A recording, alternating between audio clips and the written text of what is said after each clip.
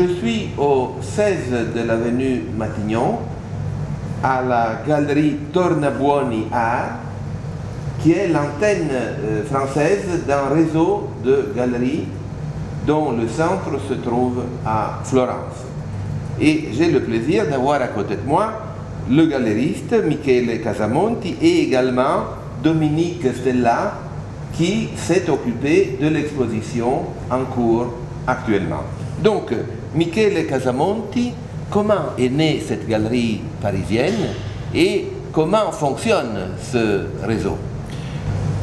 La galerie Tornabuoni a ouvert ses portes en France le 1er octobre 2009. C'est une date dont je me souviens bien parce que c'est ouvert avec une exposition de Lucio Fontana et il y avait un tableau. Fontana a l'habitude d'écrire des phrases toujours derrière ce tableau. Et il y avait un tableau de Fontana qui disait aujourd'hui, demain c'est le 1er octobre et demain je pars pour Paris. Alors je devais ouvrir une galerie en tant qu'Italien en France et il me semblait une formidable circonstance d'ouvrir avec une exposition de Lucio Fontana avec ces tableaux qui étaient inclus dans la rétrospective de Lucio Fontana le 1er octobre. En effet, l'idée c'était d'ouvrir en France une vitrine internationale pour l'art italien. Et donc, effectivement, notre programme a une forte identité culturelle, avec l'idée de constituer un parcours dans la ville de Paris d'exposition d'hommage aux artistes italiens de l'après-guerre. Et c'est pour ça donc qu'après l'exposition de Lucio Fontana, nous avons réalisé une exposition d'Alighiero Boetti, après d'Arnaldo Pomodoro, Enrico Castellani, Mario Ceroli, jusqu'à arriver à l'exposition de Rotella, et dans un parcours qui veut vraiment tracer un itinéraire sur les plus importantes personnalités, les plus grandes expressions de la créativité italienne d'après-guerre. Donc, l'art contemporain, l'art italien contemporain surtout. Oui, je suis italien, ma galerie est connue pour la spécialité de l'art italien. Je ne suis pas partisan de l'art avec un passeport. La créativité, à un certain niveau d'excellence, n'a plus de passeport. Je ne dirais jamais que Picasso c'est un peintre espagnol ou Viklin, un artiste français, sont des dons pour l'humanité.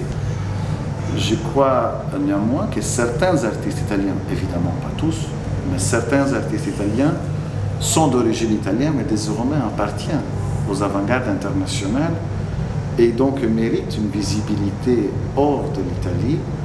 Et évidemment, de mon petit point de vue, parce qu'une galerie peut faire son rôle, jouer son rôle, mais c'est les musées, les grands musées internationaux qui sont aperçus de l'excellence de la créativité italienne, surtout dans un certain moment historique. Mais d'un bon point de vue, pour l'activité qui me concerne, j'essaie effectivement de mettre en avant certains artistes italiens, et notamment de l'après-guerre, donc spécifiquement des années 50, 60 et 70. Quelles sont les expositions parisiennes que vous avez organisées ici et que vous considérez comme les plus significatives?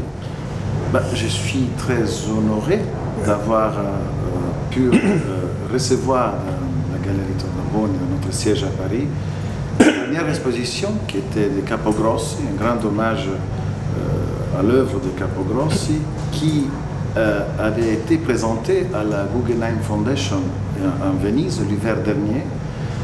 Et la partie essentielle de cette exposition, pour des raisons d'espace, on n'a pas pu reproposer l'entière exposition, mais je dirais la partie la plus importante de cette exposition qui était au Guggenheim est arrivée à Paris. Et effectivement, c'est une occasion d'un côté prestigieuse pour la galerie, parce que l'exposition venait justement d'une grande institution internationale, mais je crois une vraie occasion pour le public français de découvrir un artiste un peu moins connu, si je pense à d'autres noms comme Fontana, Burri, Manzoni, qui sont désormais vraiment internationaux. Un peu moins connu parce que pour Capogrossi, par exemple, il y a à peine une ou deux œuvres au Centre Pompidou, mais il n'est pas très présent dans les grandes expositions parisiennes. À la différence évidemment de Boetti, de Pomodoro, de Manzoni, de Fontana surtout. Le commissaire de l'exposition actuellement en cours est Dominique Stella, qui est ici à côté de moi. il s'agit de l'exposition Bianco Italia, dont je vous montre le magnifique catalogue. Et là, il y a sur la quatrième de couverture la liste des artistes très prestigieux qui sont exposés en ce moment ici au 16 de l'avenue Matignon. Dominique Stella, alors quelle a été la philosophie inspiratrice de cette exposition? Le blanc, donc le blanc. Alors c'est un parti pris que l'on a eu avec Michele, de choisir, donc c'est une thématique plus spécifiquement italienne, parce qu'en fait le blanc, dans cette définition que l'on lui a donnée à travers cette exposition, est assez typiquement italien.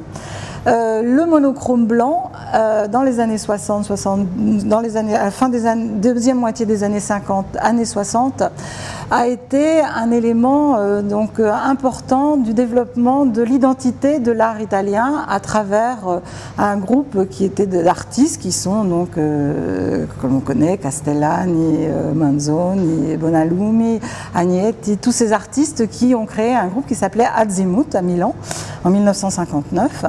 Et dont la base quand même du travail est un développement donc, intellectuel particulièrement pointu sur l'idée que l'art donc doit dépasser toutes ses limites. Donc pour eux, le blanc était quelque chose d'hyper important dans la mesure où effectivement il n'est connoté à aucune couleur. La toile n'a plus les limites par rapport au mur. Tout l'espace est conquis par l'œuvre. Et ça, c'était une idée majeure. Et donc, cette théorie, il l'a partagée avec quelques artistes allemands, quand même, qui étaient importants. Et avec qui d'ailleurs ils ont travaillé, qui étaient Hooker, Pin, et donc avec qui ils ont quand même eu beaucoup d'échanges intellectuels. Mais la base de cette idée aussi est née de Fontana, parce qu'il faut quand même rendre aussi à César ce qui appartient à César. Fontana est certainement, par son Manifesto Blanco, qu'il a quand même publié en 1946, a lancé donc ce geste de l'œuvre qui doit dépasser toutes les limites et conquérir l'espace. Et donc cet espace était conquis, lui, par un geste qu'il a su génialement exprimer dans ce taglio, cette entaille qui donc traverse la toile et dont on a deux exemples ici, mais aussi par beaucoup l'idée du monochrome. Alors nous, il n'a pas peint que des monochromes blancs, mais lui-même disait que finalement le blanc c'était le plus facile pour créer cette idée d'espace et de rendre à l'art donc la conquête d'un espace plus vaste que la toile finalement. Donc cette idée est née à partir d'une évidence finalement. Le blanc était italien et donc le blanc était aussi quelques grands artistes italiens qui sont Fontana, Burri, D'Amaino, Castellani, tous ces artistes qui ont une renommée internationale et qui représentent donc ce mouvement italien de Milan, mais d'autres artistes aussi de l'arte povera ont privilégié dans les années 60 spécifiquement le blanc. Et on a ici aussi des exemples avec Calzolari, Ceroli, Boetti, voilà, Merz, qui sont des exemples aussi flagrants de cette tendance plus romaine turinoise, mais c'est né à Rome, hein. Moi je dis toujours l'arte povera. Et au moment où naissait à Milan, Azimut finalement. Donc je pense que c'est une belle exposition sur l'histoire de l'art récent, mais contemporain, moderne, de l'Italie des années 60, 70 et même 80.